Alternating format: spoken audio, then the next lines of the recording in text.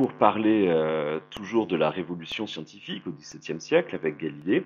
On a parlé beaucoup d'astronomie, d'observations astronomiques dans la précédente vidéo. À présent, on va parler de physique terrestre, toujours avec Galilée, puisque c'est le même Galilée qui a également bouleversé la physique terrestre après avoir bouleversé l'astronomie. Ces deux choses, ces deux théories, physique terrestre et astronomie, sont intimement liées, comme je vous l'ai montré aussi bien chez les Grecs que chez Galilée.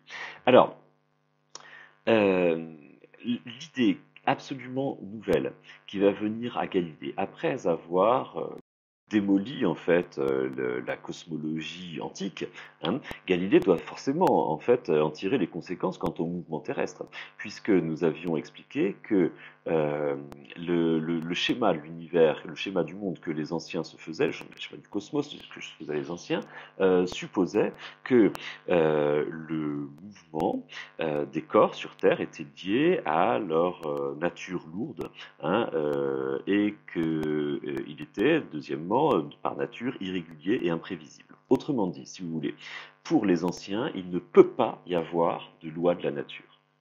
Et deuxièmement, il ne peut pas y avoir de régularité mathématique dans les événements de la nature. Alors, pas de loi de la nature, pourquoi? Parce que pour les anciens, en fait, le mouvement est propre à chaque corps.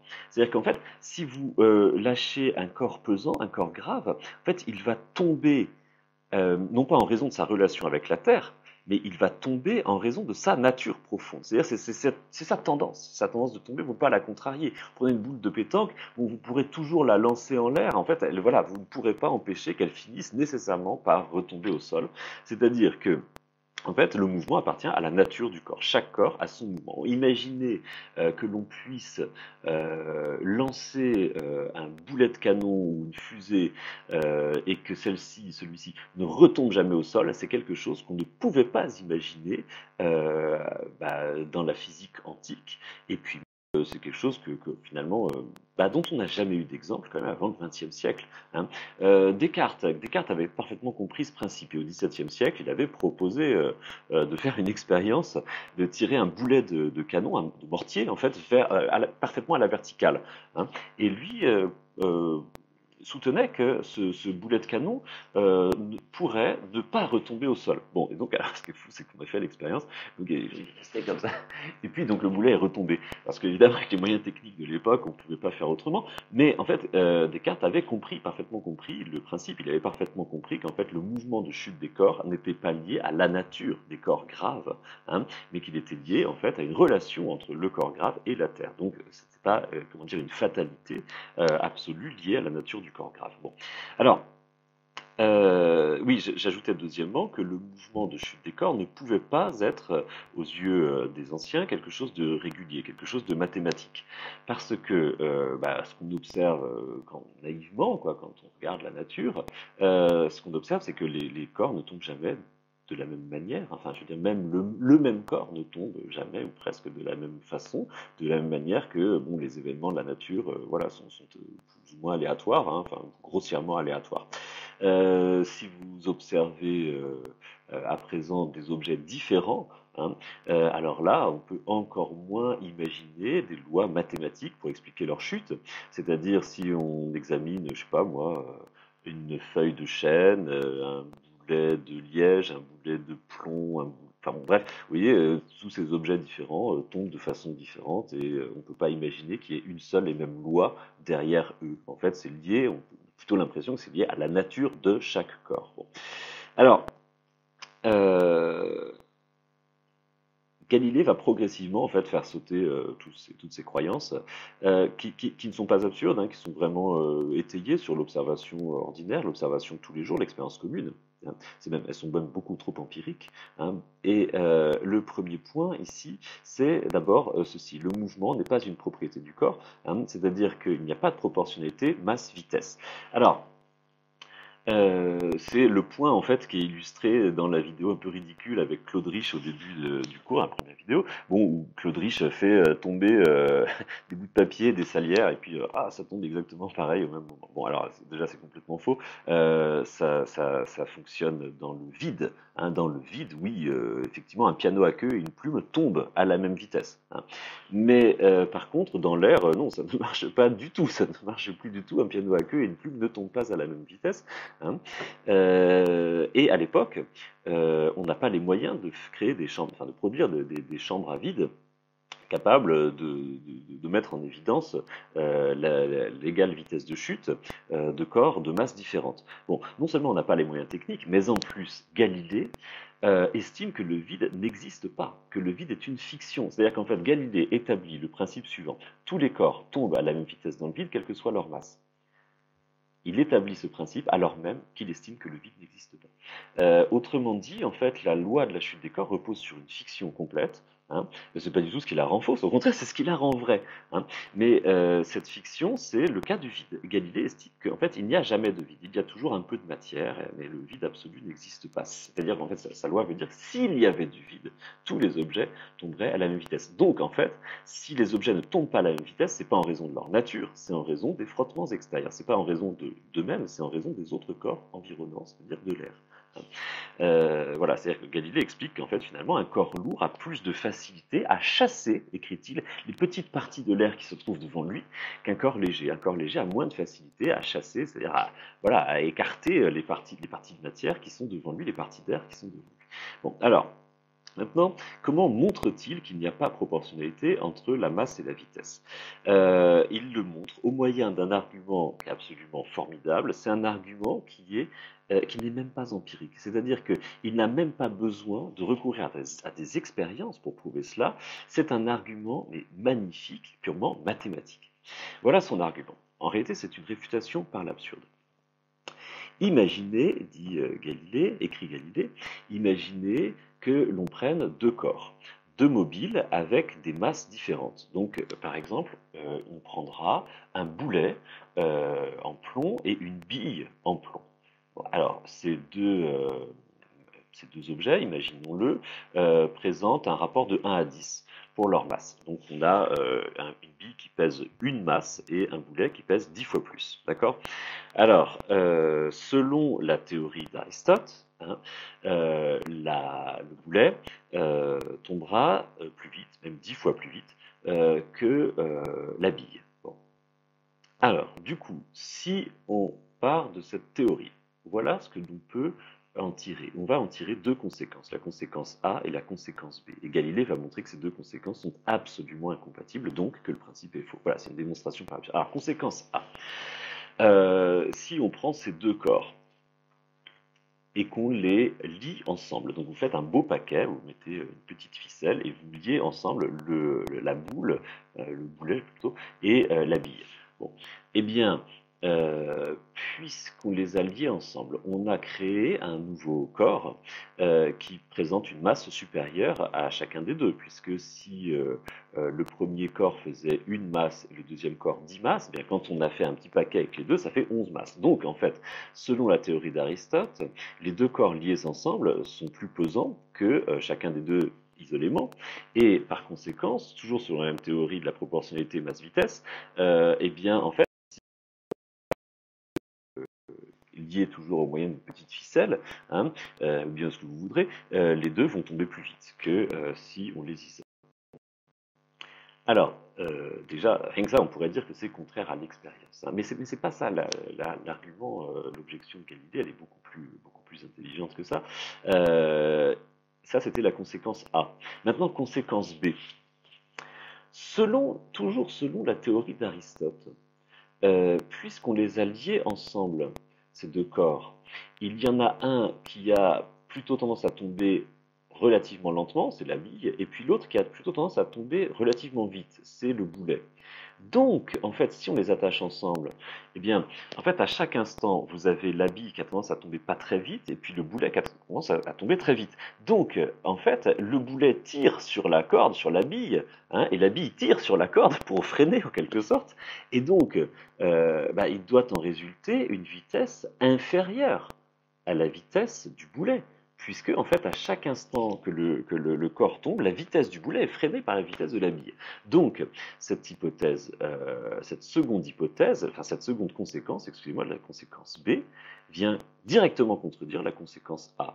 Et pourtant elle est tirée du même principe, à savoir le principe de la proportionnalité masse-vitesse. Et donc Galilée en déduit que ce principe est juste absurde. Hein, c'est pas avec des salières que Galilée a démontré ça, il a démontré ça en fait, au moyen d'un raisonnement par l'absurde, c'est-à-dire sans avoir besoin de recourir à une expérience, contrairement à ce que dit l'extrait qui dit oui, j'ai utilisé des expériences comme Aristote, et puis là, le monde s'effondre dans un bruit de salière. Non, alors, en fait, c'est un argument en fait, de genre mathématique qu'utilise Galilée, qui est extrêmement intelligent. C'est-à-dire qu'en fait, il a déjà compris parfaitement la nature en fait, du mouvement de chute des corps. Si vous prenez cette fois un boulet creux rempli de limailles, bon, selon la théorie d'Aristote, en fait, quand on lâche le boulet creux, hein, rempli de limailles de fer ou rempli de billes de fer, si vous voulez, selon la théorie d'Aristote, il faudrait imaginer en fait que le boulet a tendance à tomber relativement vite, mais par contre les billes tombent moins vite. Donc les billes sont collées au plafond comme ça, et ça tombe, et puis les billes essayent de freiner la chute du boulet creux. Bon, et c'est complètement imaginaire, c'est pas du tout comme ça que les choses se passent évidemment. Hein. C'est complètement contradictoire. En fait, toutes les parties de ce mobile tombent à la même vitesse. Je veux dire aussi bien l'enveloppe creuse que les billes, que les parties de l'air également qui sont comprises dans cet objet.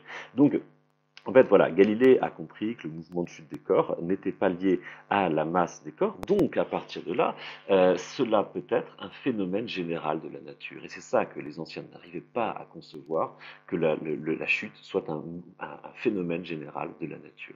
Hein. C'est-à-dire qu'on retrouve partout dans la nature, au même titre, avec même des corps différents, de masses différentes, de tailles différentes, de formes différentes. Hein. Bon, et alors, il va traduire cette intuition à travers une loi mathématique, la loi des carrés, hein, qui est alors là absolument inédite. Déjà en 1604, je crois, Galilée avait écrit dans un livre qui s'appelle Le Messager des étoiles, dans lequel il faisait part de certaines observations astronomiques, les premières observations astronomiques qu'il ait faites, il écrivait la chose suivante: la nature est écrite, le langage de la nature est écrit en caractères mathématiques. Non, pardon, excusez-moi, le livre de la nature est écrit en caractères mathématiques. C'est-à-dire qu'il a l'intuition qu'en fait les mathématiques peuvent servir à décrire la nature. Pour nous, ça semble tellement naturel, ça semble tellement évident. Mais il faut bien vous imaginer que depuis 20 siècles, hein, c'est-à-dire depuis qu'Aristote a établi sa physique, on estime que les mathématiques concernent un domaine d'idéalité mathématique qui n'ont rien à voir avec la réalité empirique. Hein. Dans la réalité, il n'y a pas de phénomène mathématique. Voilà ce qu'on croit depuis Aristote. Bon. Et lui, Galilée va prouver que cela est faux, hein, et que, au contraire, il y a une régularité mathématique derrière des phénomènes pourtant tellement différents comme la chute je sais pas, d'une plume, d'une feuille, d'une bille, d'un piano à queue. Tout cela résulte des mêmes lois mathématiques. Alors c'est la loi des carrés, ce qu'on appelle la loi des carrés. Hein. Alors la loi des carrés, vous voyez, je vous fais un petit tableau ici pour que vous voyez bien ce que ça veut dire. La loi des carrés signifie que en fait, les distances parcourues par un corps en chute libre sont comme les carrés des temps. Voilà, c'est ça la formule qu'utilise Galilée. Il n'utilise pas du tout le formalisme mathématique, il n'écrit pas du tout f de x égale x au carré, hein, parce que c'est pas du tout dans la culture mathématique de l'époque. Il formule tout avec des phrases. Il n'y a pas une seule équation dans son bouquin, c'est incroyable. Hein. Et donc il écrit que les distances parcourues par un corps en chute libre croissent comme les carrés des temps, ce qui signifie en clair que si, alors il dit ça, ah oui, également, il n'y a aucune unité dans son bouquin, puisque en fait, bah, le mètre n'existe pas, on n'a que des espèces de mesures à l'époque qui sont pas du tout fiables et scientifiques. Enfin, c'est plutôt des mesures qui sont utiles pour les commerçants, mais c'est pas des mesures qui sont utilisées par les savants. Hein. Et donc, en fait, pour ce qui est du temps, même la mesure du temps est un problème très très compliqué dont on parlera dans la prochaine vidéo. hein. Mais bon, en des espaces de temps équivalents, les distances parcourues seront proportionnelles au carré des temps. Voilà. Et là, les distances, donc on va prendre une unité arbitraire. Donc imaginons que en une seconde de temps, le corps est chuté d'une distance. Alors, en réalité, dans la réalité, si on essaye de chiffrer ça en mètres, bah, en une seconde, bah, le corps tombe de 9,81 mètres à peu près dans les conditions normales, hein. Eh bien, en 2 secondes, le corps tombera donc de 4 mesures d'espace, hein, et en 3 secondes, le corps tombera de 9 mesures d'espace, en 4 secondes de 16 mesures, en 5 secondes de 25 mesures, etc. Hein, c'est ça, c'est la loi des carrés. Alors, cette loi des carrés, c'est une loi mathématique. Il ne l'a pas du tout trouvée de façon empirique et par tâtonnement. Oui, je vous mettrai en lien une vidéo hilarante, pareil, qu'on trouve sur YouTube, où on voit Galilée qui est là, qui est en train de s'échiner avec des expériences et qui finit, oh, par miracle, par trouver la loi des carrés. Bon, alors, c'est évidemment pas du tout par miracle qu'il a trouvé la loi des carrés, c'est par voie de démonstration mathématique. C'est-à-dire qu'en fait, Galilée est parti de la supposition que l'accélération d'un corps en chute libre était uniforme.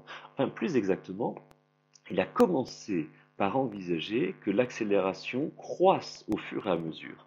Et cela le conduisait à une impasse mathématique qu'il n'arrivait pas à traiter avec les instruments mathématiques de l'époque, avec les concepts mathématiques de l'époque. Et dans son raisonnement, il explique ça voilà, par lui-même dans les discours et démonstrations sur deux sciences nouvelles, 1637, il explique donc dans les discours que il est revenu sur son hypothèse du mouvement, enfin de l'accélération croissante, hein, et il s'est mis à considérer que, après tout, c'était pas très logique d'imaginer que l'accélération d'un corps en chute libre augmentait à mesure que le corps chutait. Parce qu'il faudrait imaginer en quelque sorte comme une sorte de petite raquette céleste qui viendrait ajouter du mouvement à chaque instant. Et cela, dit Galilée, cela n'est pas très naturel. C'est-à-dire que en fait, il n'y a pas d'impulsion qui se rajoute à chaque instant dans une chute libre, hein. Et ajoute-t-il, la nature a coutume d'agir par les voies les plus simples, les voies les plus régulières. Donc, à partir de là, il imagine que l'accélération demeure la même à travers le temps. Et à partir de cette idée de l'accélération constante, eh bien, il va en déduire mathématiquement que si l'accélération du corps est constante, alors les distances parcourues vont croître comme les carrés des temps. Et cela est l'objet d'une démonstration mathématique et non pas d'une observation empirique. Et je vais vous montrer dans la prochaine vidéo que de toute façon, il n'était absolument pas en mesure de l'établir empiriquement, hein, et que même à la limite, les tests empiriques qu'il a conçus, en réalité, étaient tout à fait insuffisants pour comment dire, exemplifier sa loi avec les moyens de l'époque. En fait, on ne pouvait pas tout simplement, hein. Voilà, donc je vous donne rendez-vous dans la prochaine vidéo pour voir ça.